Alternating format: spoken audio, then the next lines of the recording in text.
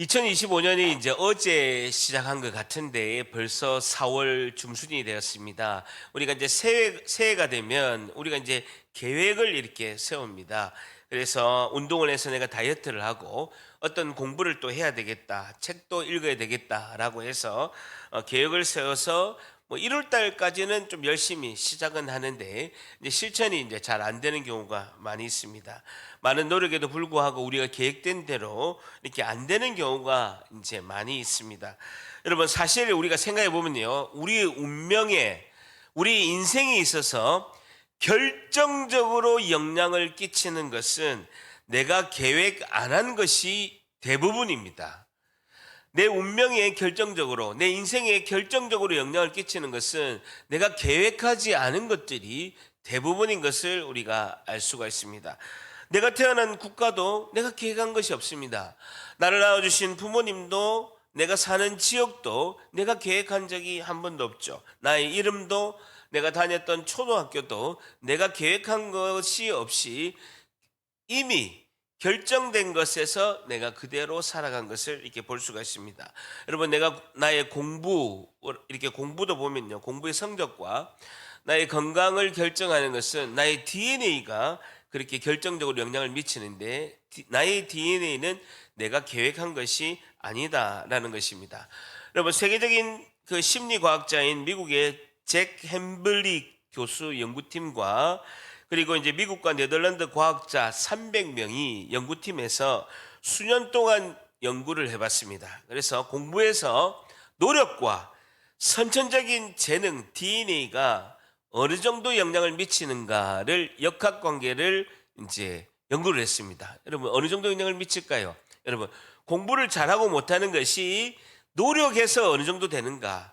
아니면 선천적으로 DNA를 타고나서 공부를 잘하는 것인가? 그것을 미국의 심리과학자, 미국의 잭 햄블릭 교수 연구팀에서 연구를 했고요. 또 다른 또 연구팀, 미국과 네덜란드 과학자 300명의 연구팀이 수년 동안 수많은 사람을 연구해서 결과가 나왔습니다. 여러분, 공부에서 노력이 차지해야 하는 비중이 얼마 정도 될까요? 맞추시면요, 큰 선물이 있습니다. 공부에서 노력이 차지하는 그 비중이 몇 퍼센트 된다고 보십니까?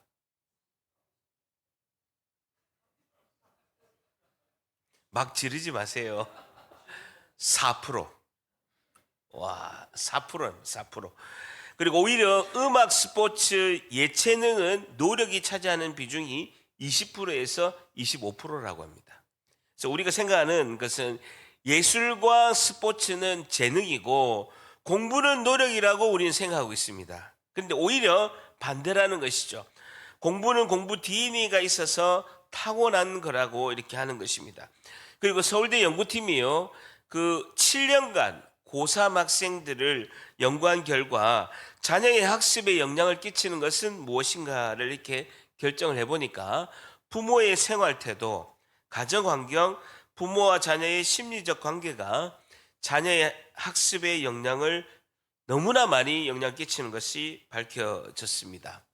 그래서 우리는 여러분, 그러면 뭐 DNA가 공부를 잘하는데 영향을 미친다면 그 자녀의 DNA 중에서 아빠의 DNA가 많이 미칠까요? 엄마의 DNA가 많이 미칠까요? 우리 자녀가 공부를 못하는 것이 아빠 때문일까요? 엄마 때문일까요? 부부싸움 나서 대답 안 하겠습니다. 오늘 예배 마치고 부부싸움 할 것 같아가지고 대답 안 했습니다. 뭐 이쪽에는 또 엄마라고, 남자들은 엄마라고, 여자들은 아빠라고 이렇게 하는데, 어쨌든 공부는 DNA가 그걸 결정한다는 거죠.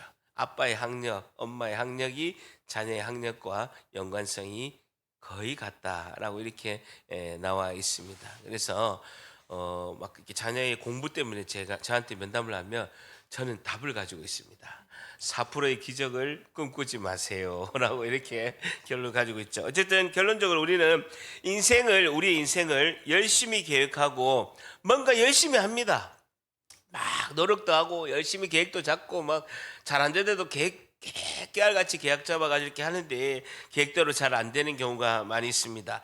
근데 반면에 보게 되면요, CTS 기독교 TV에 내가 매일 기쁘게, 그리고 CBS의 새롭게 하소서라는 간증 프로그램을 보게 되면 근데 그 나오셨던 목사님이나 선교사님이나 일반 집사님들을 보게 되면, 그 간증 가운데 보게 되면 고난 가운데도 하나님께 순종해서 묵묵히 살아가고 있었는데, 내가 계획하지 않았는데 하나님께서 하나님의 때에 우리 인생에 개입하셔서 내가 쓰임 받았다라고 이제 대부분이 간증을 하는 경우를 우리가 너무나 많이 보게 됩니다. 저도 보게 되면요, 제가 예수님을 믿어서 첫 번째 교회를 간다는 거, 두 번째 제가 목사가 된다는 거, 세 번째 제가 포항에 산다는 것은요, 제 일생에서 계획은 둘째치고요, 한 번도 생각해 본 적이 없습니다. 단 한 번도 생각해 본 적이 없어요. 제가 예수를 믿어서 교회 가는 것, 제가 목사가 된다는 것, 제가 포항에 산다는 것은요, 계획은 둘째치고 한 번도 제가 생각해 본 적이 없습니다. 전적으로 하나님의 계획하심과 하나님의 뜻인 줄 믿습니다.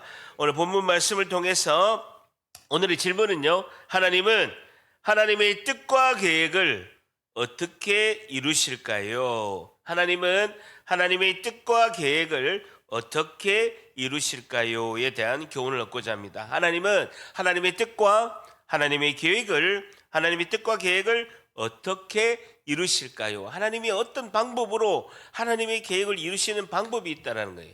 그 방법은 모든 오고 가는 인류에게 공통적으로 하나님이 하시는 하나님의 방법이라는 거예요. 하나님의 스타일이라는 거예요. 그걸 오늘 본문을 통해서 살펴보고자 합니다. 사무엘상 8장 5절 봅니다. 앞에 8장 5절 보게 되면요, 그에게 이르되 보소서, 사무엘 당신은 늙었고 사무엘 당신의 아들들은 당신의 행위를 따르지 않고 부정을 저지르니, 줄쳐보세요, 모든 나라와 같이 우리에게 왕을 세워서 우리를 다스리게 하소서라는 것입니다. 이스라엘 백성은 더 이상 눈에 보이지 않는 왕이신 하나님을 두고 눈에 보이는 세상의 왕, 사람의 왕을 요구하게 된다라는 것이죠.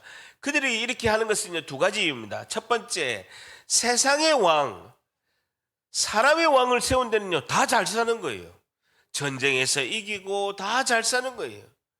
근데 하나님께서 불순종하니까 하나님의 백성들을 매를 때리는데, 그건 생각하지 않고 세상의 왕들, 세상의 사람의 왕은, 눈에 보이는 왕은 전쟁도 승리하고 사는 사람들 다 잘 사는 거예요. 우리도 한번 그래 살아보겠다라는 거고, 두 번째는요, 눈에 보이지 않는 왕이신 하나님보다 그냥 눈에 보이는 실체 왕을 좀 섬기겠다라는 의도가 큽니다. 자, 하나님께서 그렇게 하면 어떻게 하는가를 사무엘을 통해서 말씀하십니다. 8장 18절을 보게 되면요, 그날에 너희는 너희가 택한 왕으로 말미암아 고난이 엄청 올 것이고 죽을 고생을 하면서 하나님께 부르실 것인데, 그날에 여호와 하나님께서 너희에게 응답하지 아니하시리라니라는 것입니다. 왕을 세워봐라. 그럼 왕을 모시려면 너희들이 얼마나 힘이 들고 허리가 뼈가 다 녹을 것인데 그래도 할 거냐라고 이렇게 하나님께서, 그리고 너희들이 나에게 기도하면 내가 응답하지 않을 것이다. 그래도 할래? 라고 이렇게 말씀합니다. 그럼에도 불구하고 이스라엘 백성은 고집을 펴옵니다. 19절에 백성이 사무엘 말 듣기를 거절하여 이르되 아니로소이다. 우리도 왕이 있어야 아닙니다.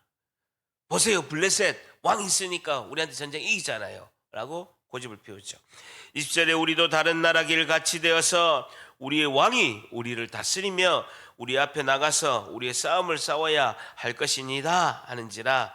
21절에 사무엘이 백성의 말을 다 듣고 여호와께 아뢰매, 22절에 여호와께서 사무엘에게 이르시되, 주쳐보세요, 그들의 말을 들어서 왕을 세워라. 망할 걸 알면서도 고집을 너무 피우니까 그래 알았다, 왕을 세우라고 해라 라고 이렇게 말씀하고 있습니다. 하시니 사무엘이 이스라엘 사람들에게 이르되 너희는 각기 성읍으로 돌아가라 하니라 라는 것입니다.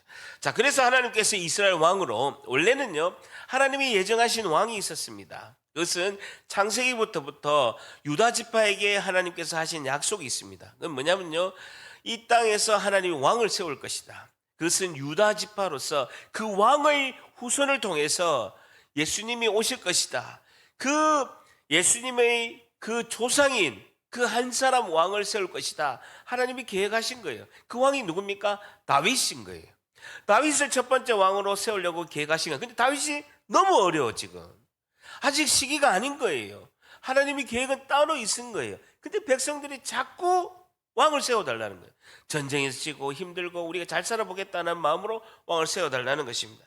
자, 그래서 하나님께서 마지못해서 사람의 왕을 사울을 왕으로 세우십니다. 9장 1절 같이 있습니다. 시작. 베냐민 지파에 기스라 이름하는 유력한 사람이 있으니 그는 아비엘의 아들이요 스롤의 손자요 베고라스의 증손이요 아비야 선손이며 베냐민 사람이다. 주제 보세요. 베냐민 지파 동그라미 치시고, 그리고 기스 사울 왕의 아버지 기스라는 사람이 있고요. 맨 마지막에 베냐민 사람이더라.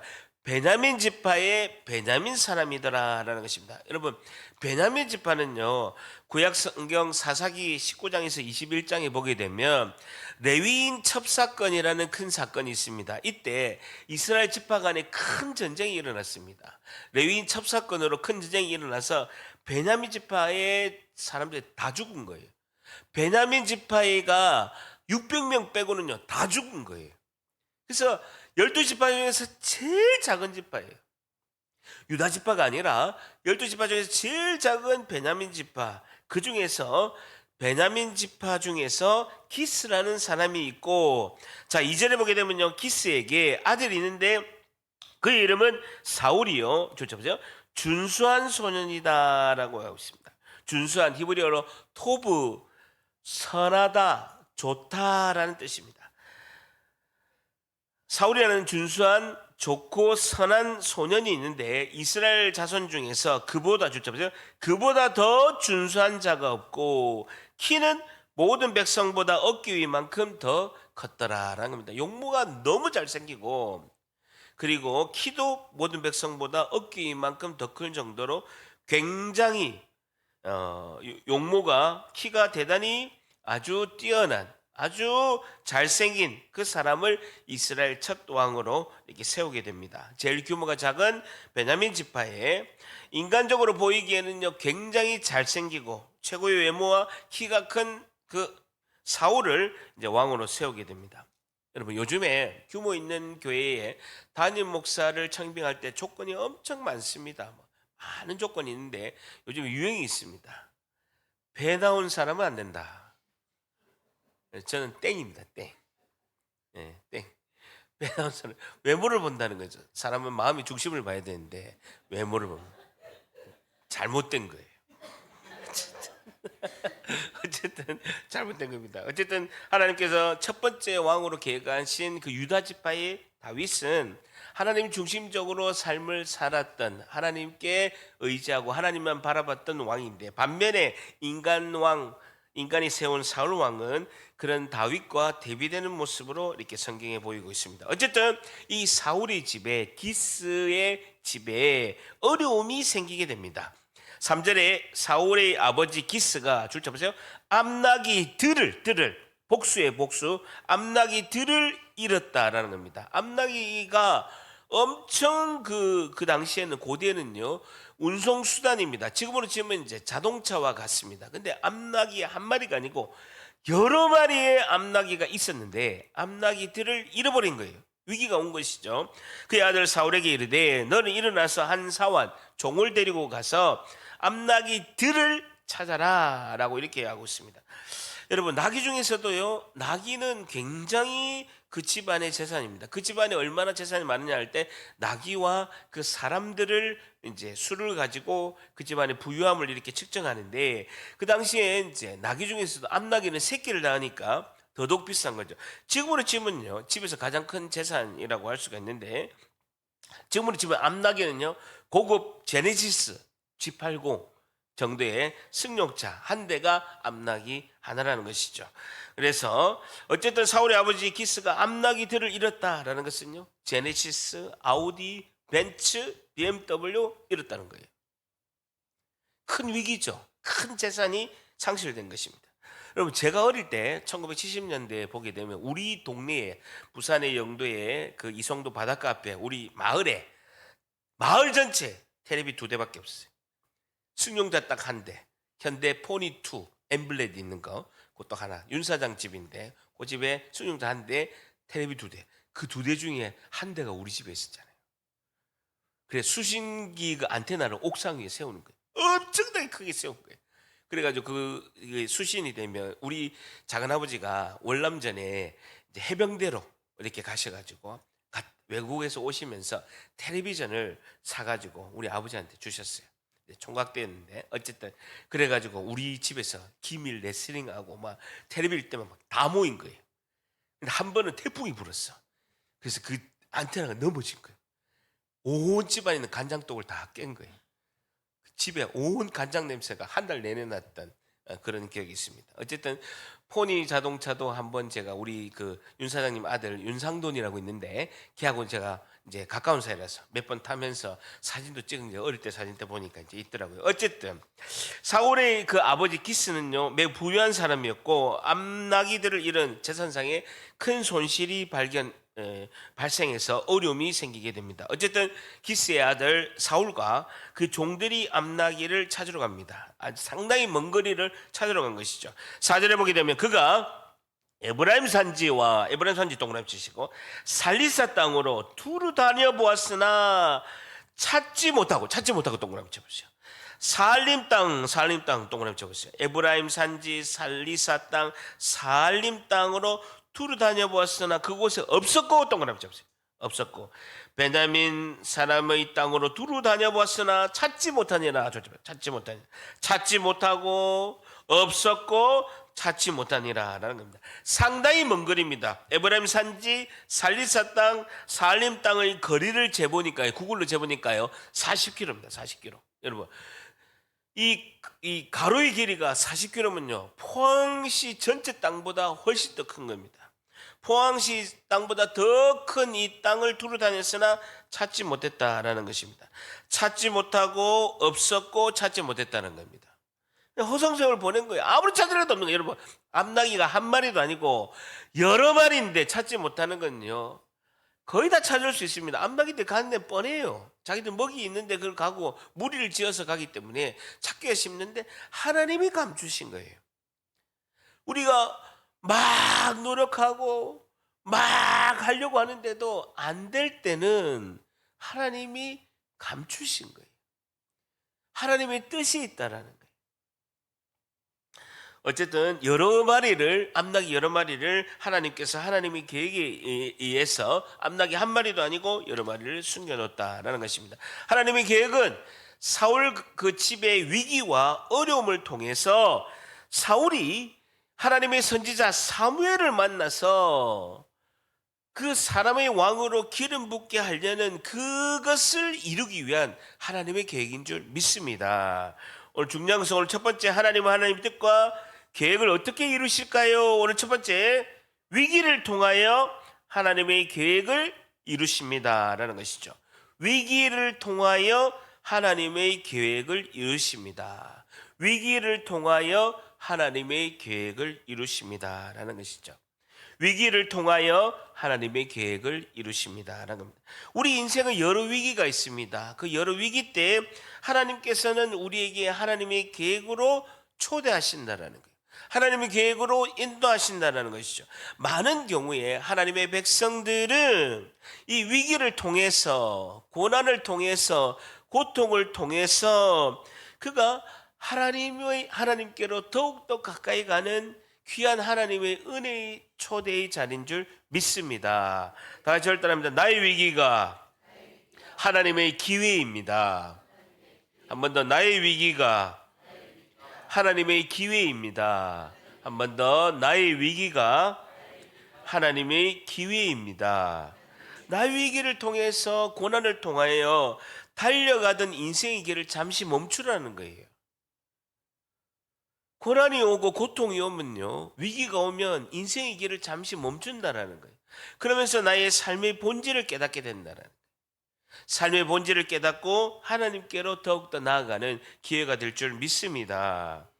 여러분 제가 신대원 갈 때 2011년도에 1학년 입학했을 때 우리 클래스가 75명이었거든요. 우리 300명 중에서 4반이 있었는데 우리 반이 이제 75명에서 우리 반이 굉장히 화려했습니다. 우리 반에 그 공부하는 75명 중에서 사업을 하시고 직장이 뭐 저도 이제 직장이 이제 임원이죠. 국장이니까 임원이뿐만 아니라 전문 직종에 계신 분들 뭐 가톨릭 대학의 의대 교수님 그리고 청와대 고위 공무원도 있었고요.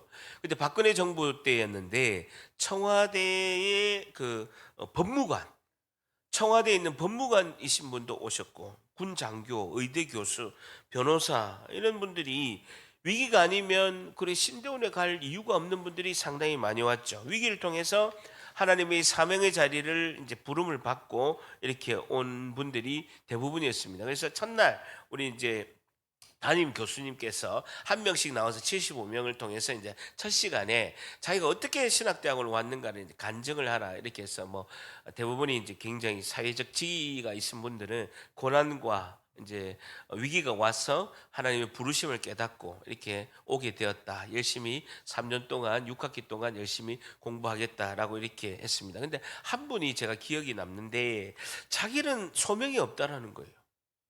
자기는 확실한 소명이 없다. 하나님의 부르심이 자기한테는 없다는 거예요. 그런데 시험 쳐가지고 합격해가지고 그 5대1을 뚫고 신학대학원 또 들어온 거예요. 그래서 교수님이 벌떡 일어나시더만 아니 근데 왜 신학대학원에 왔어요? 고생할 건데 라고 물어보니까 제 아내가 사모의 소명을 받았다는 거예요. 자기 아내가 사모의 소명을 받았다. 자기는 목사의 소명이 없는데 아내가 사모의 소명을 받았다는 거예요. 아내한테 등 떠밀려 가지고 신학대학원 왔다는 거예요. 엄청 빵 터졌습니다. 근데요, 그 사모의 소명을 가진 그 사모 때문에 용인에서 목회 엄청 잘해요. 진짜 우리 동기 중에서 제일 잘해. 500명 성도가 정말 잘하고 있어요. 인생과 고난의 고통과 위기가 있어서 우리가 주님 품으로 가고 우리 소명이 발견될 줄 믿습니다. 자, 5절에 그들이 숲땅에 이른 때에 숲땅 좀 잡으세요. 사무엘의 고향이 라마인데요. 라마의 근처에 그 숲, 그 땅이 숲땅입니다. 라마의 그 사무엘의 고향이 라마인데 라마의 근처에 땅이 숲땅에 도착했는데 거의 사무엘이 있는 데까지 간 거죠. 하나님이 막 인도해서 간 겁니다. 사울이 함께 가던 그 사환 종에게 이르되 돌아가자. 지금 우리가 9장 20절에 보게 되면 지금 벌써 집에서 나온 지가 3일 됐거든요. 3일 되니까 아버지께서 지금 이제 핸드폰 있으면 아버지한테 핸드폰 치는데 핸드폰도 없으니까 사울이 내 아버지께서 암나기 생각은 고사하고 우리가 밖에 나온 지가 3일이 되니까 우리를 위하여 걱정하실까 내가 좀 두렵다라고 할 정도로 효성이 깊은 거예요. 사울이 부모를 공경하는 마음이 많고 효성이 깊은 사울이 아버지가 염려가 되어서 집에 돌아가자라고 이렇게 이야기하는 것이죠. 그때 종 사환이 지혜를 떠올립니다. 지혜를 떠올라서 하나님의 사람 사무엘인데 사무엘에 가서 우리 암나기가 어디 있는지 한번 물어봅시다라고 이렇게 하는 거죠. 지금으로 해석하면요, 내 제네시스 잊어버렸는데 기도 많이 하는 포항사령교회 담임 목사님한테 가서 내 차 어디 있는지 물어보세요라고 비슷한 거예요. 좀 약간은 황당합니다. 자, 6절에 보게 되면 그가 대답하되 보소서 이 성읍에 하나님의 사람이 있는데 사무엘이 있는데 존경받는 사람이라는 거예요. 다 아는 거예요. 온 국민이 다 아는 거예요. 그가 말한 것은 하나님이 반드시 다 응하신다라는 거예요. 자, 그리로 가사이다. 포항 사투리 쓰죠. 가사이다. 그가 혹 우리가 갈 길을 가르쳐 줄까 하나이다 하는지라라는 겁니다. 가까운 성읍에 다 왔는데 하나님 사람 사무엘이 있는데 암나기가 어딘지 한번 물어봅시다라고 하는 거예요. 고대에는 귀한 분을 만날 때 꼭 선물을 들고 갑니다. 예의상 빈손으로 가지 않고 선물을 들고 가는데 선물이 이제 없는 거예요. 3일이나 나오니까 이제 돈이 다 떨어진 것이죠. 9절에 사울이 그 사환에게 이르되 우리가 가면 그 사무엘에게 그 사람에게 무엇을 드리겠느냐? 나온 지가 3일 돼서 우리가 아무것도 없잖아. 우리 주머니에 먹을 것이 이제 다 했으니까 하나님의 사람에게 드릴 예물이 없도다. 무엇이 있느냐? 한번 챙겨보라. 라고 이렇게 사울이 이런 사람이었어요. 정말 예의 바르고 정말 순수한 사람이었습니다. 여러분, 제가 이제 병원 신방을 이제 부목사 때는 이제 많이 가다 보면 권사님들이 이제 자주 입원하시니까 신방을 갑니다. 그래서 제가 이제 음료수를 사들고 또 가서 손잡아 드리면서 막 기도하고 안수기도도 해드리고 막 이렇게 이야기도 들어주고 이렇게 합니다. 그러면 입원해서 아픈 권사님이 본인이 몸이 아프잖아요. 본인이 몸이 아픈데 이제 저 부목사인 저 생각이 더 많이 나는 거예요. 그래 본인이 또 이렇게 이야기하십니다. 성경에 주의 종에게 빈손으로 보내지 말라라고 목사님 그렇게 하나님이 이야기하셨어요. 성경에 주의 종에게 빈손으로 보내지 마라 하나님 말씀하실 때가 좀 밑에 있는 막 음료수를 주섬주섬 아픈데 그걸 챙겨가지고 제가 가는데 또 운전할 때 먹으라 하면서 또 음료수를 오히려 저한테 챙겨주시는 거예요. 그 제가 성경 1189장 중에 주의 종에게 빈손으로 보내지 말라 찾아봤어요. 없어. 없어. 그냥 고사님이 하신 말씀이에요. 어쨌든 그게 기억이 납니다. 8절에 사환이 종이 사울에게 다시 대답하여 이르되 보소서 내 손에 보니까 은 한 세겔에 4분의 1이 있습니다. 은 한 세겔은 한 사람이 노동 그 값인데 4분의 1 세겔밖에 없습니다. 아니, 그거라도 하나님 사람에게 드려서 우리 길을 가르쳐 달라. 암나기들이 어디 있는가를 한번 가르쳐 달라라고 한번 부탁해 봅시다라고 이야기합니다. 자, 9절에 보게 되면 갈로가 있죠. 옛적에 이스라엘 사람이 하나님 께 가서 물으려면 말하기를 선견자 동그라미 쳐 히브리어로 로에 하나님의 계시를 보는 사람 이걸 선견 볼견자를 써서 선견자라고 하는데 지금은 선지자라고 이야기했죠. 선지자는 히브리어로 나비인데요. 하나님의 말씀을 선포하는 자, 선포하는 자. 이제 선견자는 하나님의 계시를 보는 자. 이제 선지자는 히브리어로 나비인데 하나님의 말씀을 선포하는 자라고 했는데 옛적에는 선견자라고 일컬었다. 지금 선견자나 선지자나 똑같은 말이다 라고 하면서 뒤에 이제 선견자라는 단어를 씁니다. 어쨌든 10절에 사울이 그의 종에게 사원에게 이르되 너희 말이 옳다. 그래 가보자 라고 하고 그들이 하나님의 사람이 있는 성읍으로 가니라 라고 합니다. 자, 그래서 11절에 그들이 성읍을 향한 비탈길로 올라가다가 줄자 보세요. 물길으로 나오는 소녀들을 만나 동그라미 만나 동그라미 갑자기 그냥 물길로 나오는 소녀들을 만난 거예요. 그들이 그 소녀들에게 묻는 거예요. 선견자가 여기 있느냐, 사무엘이 어디 있느냐라고 물어보는 거죠. 그래서 소녀들이 12절에 대답하여 이르되 있나이다 보소서 그가 당신보다 앞서간 것을 우리가 봤습니다. 그래서 빨리 가보세요. 때마침 오늘 백성이 오늘 산당에서 제사를 드리는 날입니다. 그가 사무엘이 때마침 오늘 성읍에 들어오셨나이다 라는 거예요. 산당에서 제사를 지냈는데 오늘 사무엘이 마침 제사장이니까 왔습니다 라고 하는 것이죠. 하나님의 성전에서 제사를 지냈는데 실로의 성전이 다 파괴가 된 거예요. 그래서 파괴되니까 그 이제 산당에 가서 지금 성전이 다 파괴되가 없으니까 산에 있는 산당에 가서 하나님께 사무엘이 제사를 지내고 있습니다. 자, 그러면서 13절에 당신들이 성읍에 들어가면 그가 사무엘이 이제 만찬을 하는데 제사를 지내기 전에 만찬을 하는데 먹으러 산당에 올라가기 전에 아마 백성들하고 같이 만찬할 때 만나게 될 것입니다. 그가 오시기 전에는 어떤 백성들이 마을 사람들도 사무엘이 식사하기 전에는 우리가 먹지 않습니다. 아직 안 먹어 보니까 사무엘이 만찬하기 전입니다. 이는 그가 제물을 축사한 후에야 청함을 받는 자가 먹음이니이다. 그러므로 지금 올라가서 그 사무엘을 한번 만나보세요. 지금 올라가면 만찬 자리에 사무엘을 만날 수 있습니다 하면서 물길로 나오는 소녀들이 이 사울에게 알려주는 거예요. 40km를 3일 동안 헤맸습니다. 전혀 암나기들을 찾을 기미가 보이지 않는 거예요. 문제가 해결될 상황이 안 보이는데 물길으로 나오는 소녀들과 만남으로써 대화함으로써 갑자기 일사천리로 문제가 해결되는 상황이 펼쳐진 거예요. 갑자기 해결되는 상황이 펼쳐진 거예요. 사무엘이 오는 줄도 모르는데 물길로 오는 소녀들이 다 알려주는 거예요. 식사로 올라갔으니까 가서 올라가 보세요. 그럼 곧 만납니다. 때마침 오늘 제사 지내러 사무엘이 왔습니다 라고 그 물길는 그 소녀들이 이제 알려주는 것을 볼 수가 있죠. 오늘 두 번째, 하나님은 하나님의 뜻과 계획을 어떻게 이루실까요? 두 번째, 만남을 통하여 하나님의 계획을 이루십니다 라는 것이죠. 만남을 통하여 하나님의 계획을 이루십니다. 하나님의 뜻과 계획을 이루실 때 만남의 축복을 주셔서 만남을 통하여 하나님의 계획을 이루신다라는 것이죠. 저는 제 인생을 통째로 바꾼 가장 역사적인 만남이 있습니다. 그거는 저를 전도하시고 세례를 베푸시고 안수집사 그리고 선임 부목사까지 3년 동안 양육하시고 저를 인생을 지도하신 해운대 운하교회 담임 목사님께서 저희 생명의 은인과 같은 분이죠. 저는 목사님께 신학을 공부해서 목사가 되겠습니다라고 주장한 것 외에는 지금까지 25년 동안 단 한 번도 그분에게 불순종한 적이 없습니다. 그 외에도 시대스 회장님, 감경철 회장님, 제가 신대원 다닐 때 우리 김진석 부총장님, 또 복음을 강력하게 전파했던 김용희 선교사님, 그리고 예수 그리스도를 또 더욱더 빛나게 알려주신 유도순 목사님, 그리고 홍계열 목사님, 김문태 목사님, 저는 이제 만남을 통해서 하나님의 계획을 이루어가는 은혜를 이제 경험하게 되는 것이죠.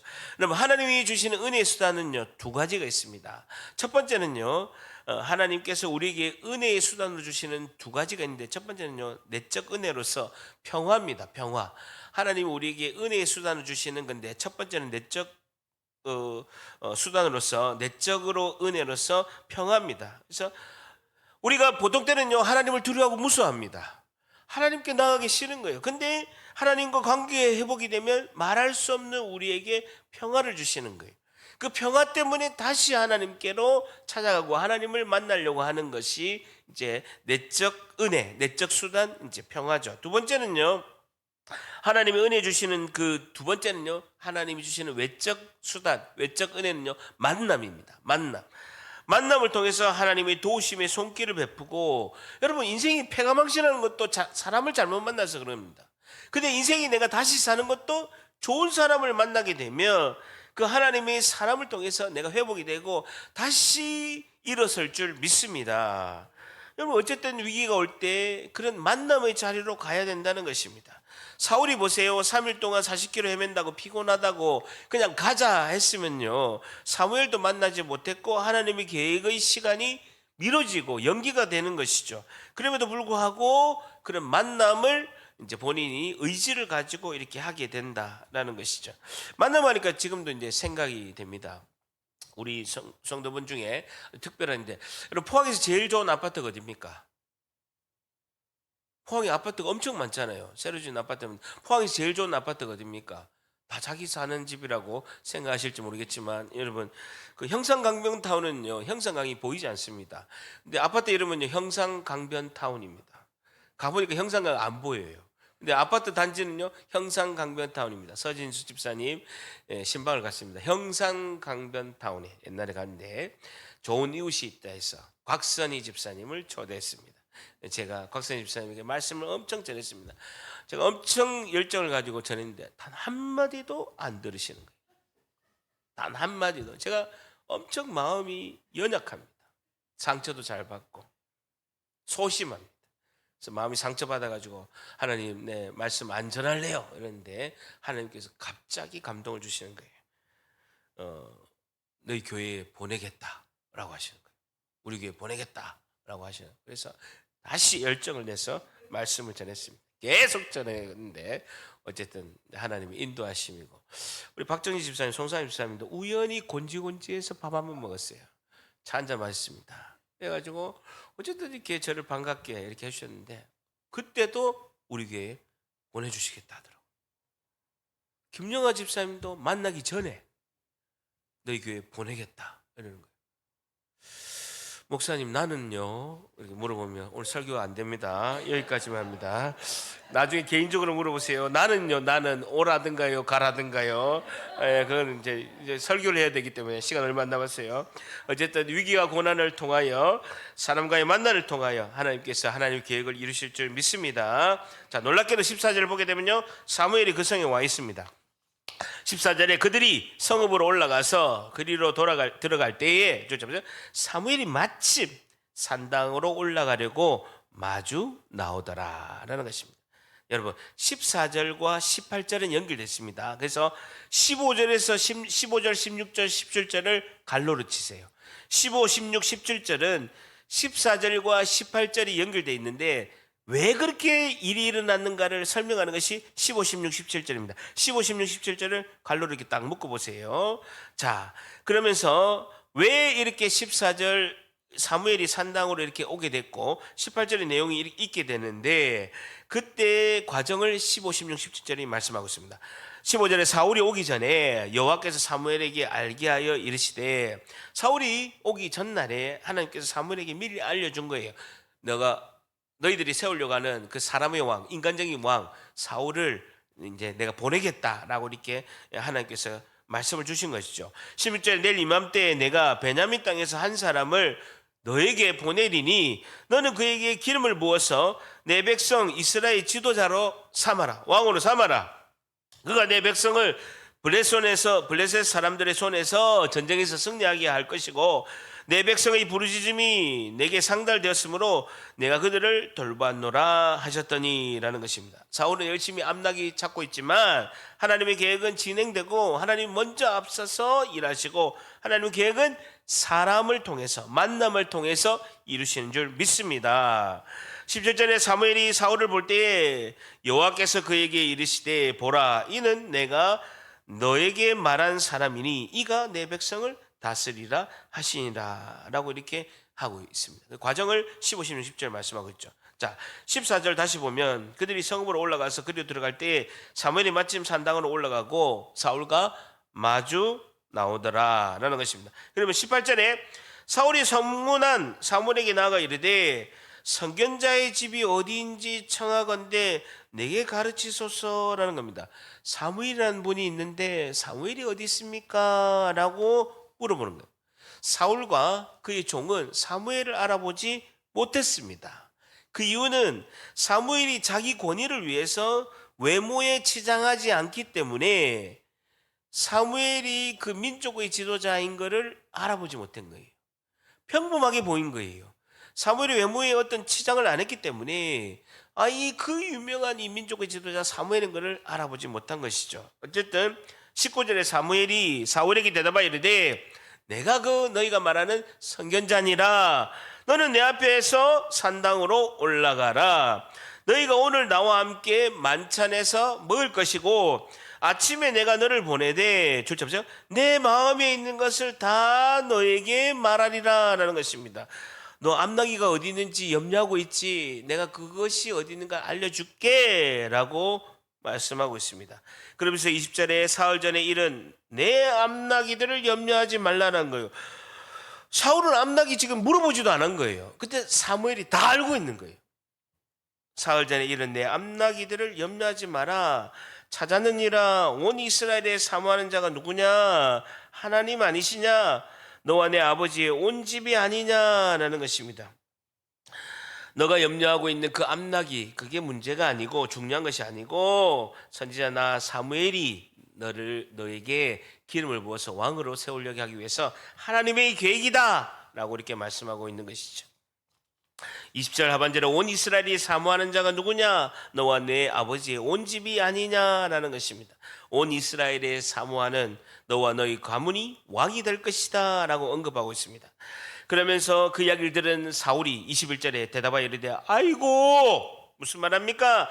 나는 이스라엘 지파 중에서 600명밖에 없는 가장 작은 지파 중에 베냐민 지파 아닙니까? 11지파는 큰데 우리 지파는 제일 작지 않습니까? 하물며 나의 가족은 베냐민 지파 모든 가족 중에 제일 미약한 집안 아닙니까? 이렇게 겸손했다니까요, 사울 왕이. 당신이 어찌하여 내게 이같이 말씀하십니까? 저는 그저 암나기들 찾으러 왔어요 라고 이야기하고 있죠. 22절에 사무엘이 사울과 그의 사원을 인도하여 객실로 들어가서, 주차보세요, 청한 자 중에서 지금 만찬을 하는데 제일 왕의 자리 상석에 앉게 하는 거예요. 그리고 거기에 모인 사람이 30명가량 있었더라라는 것입니다. 그러면 사무엘이 그 요리를 하는 사람에게 미리 준비시킨 거예요. 내게 주면 너에게 두라고 말한 그 요리를 가져오라 라고 이야기하는 겁니다. 그래서 24절에 요리하는 사람이 넓적다리와 그것에 붙은 것을 가져다가 사울 앞에 놓게 되는데요, 제일 상석에 제일 높은 사람에게 주는 그 준비된 요리를 그 앞에 딱 놓는 거예요. 사무엘이 이르되, 보라, 이는 두었던 것이니 너희 앞에 놓고 먹으라. 내가 백성을 청할 때부터 너를 위하여 이것을 두고 이때를 기다리게 하였느니라. 이때를 기다리게 하였느니라. 기다리고 있었다는 거예요. 다 하나님의 계획인 줄 알고 기다리고 있었다는 것입니다. 그날에 사울이 사무엘과 함께 먹으니라. 여러분, 사울은요 도저히 이해가 안 됩니다. 그저 암나기 찾으러 왔는데 진짜 큰 트럭에 받친 것처럼 엄청난 사건이 있게 된 것이죠.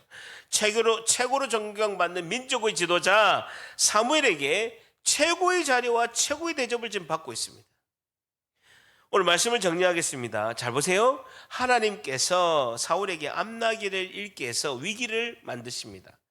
그리고 물기러 나오는 소녀들과 그리고 사무엘의 그 만남을 통해서 하나님께서 그 세우려고 하는 그 왕, 그 사울을 왕으로 세우려고 하고 있습니다. 하나님의 계획이 이루어지는 것이죠. 자, 생각해 보세요. 하나님께서 너무나 평범한 사울 왕을 세울 때 사무엘을 만나서 사무엘을 통해서 기름을 붓고 왕을 세우려고 합니다. 그냥 우리가 이렇게 생각할 수 있습니다. 다이렉트로 하나님께서 사울에게 직접 계시할 수 있잖아요. 야, 사울아, 내가 하나님인데 너를 왕으로 세우겠다라고 하시면 간단하잖아요. 매우 복잡한 거예요. 암나기를 읽고 3일 동안 40km 걸어 다니고 그냥 아버지가 걱정하니까 집에 가자. 아닙니다. 사무엘에게 물어봅시다. 물 길는 소녀들에게 사무엘이 어디 있냐? 마침 오늘 왔습니다. 하나님이 또 사무엘에게 전날 또 환상을 주셔서 사울이 올 것이다 다 알려주시고 엄청 복잡한 거예요. 왜 이렇게 복잡하게 할까? 그냥 다이렉트로 야, 인간이 세운 왕, 너를 왕으로 세우겠다. 하나님이 직계시하면 되잖아요. 매우 복잡합니다. 왜 그랬을까요? 그 이유는요, 단 하나입니다. 복잡하게 하는 이유가 딱 두 가지인데요. 사울이 나중에 왕이 됐어도요, 변치 않고 교만하지 않고 사무엘을 통해서 하나님이 말씀이 임할 것인데 그 말씀에 순종하게 하기 위함입니다. 다시요. 사울이 왕이 되고 나서도 자기가 교만해서 왕이 되면요, 여러분 대통령만 되면 사람들이 교만해지잖아요. 사울이 왕이 되면 교만해질 수 있는데 지금 하나님께서 사무엘을 통해서 말씀을 주셨고 사무엘을 통해서 기름 부어서 사무엘을 통해서 왕을 세우잖아요. 그러니까 사무엘을 통해서 하나님이 말씀하실 것이고 그 말씀을 사울 왕이 순종하기 위해서 이런 복잡한 과정을 하나님이 겪게 하신다라는 것입니다.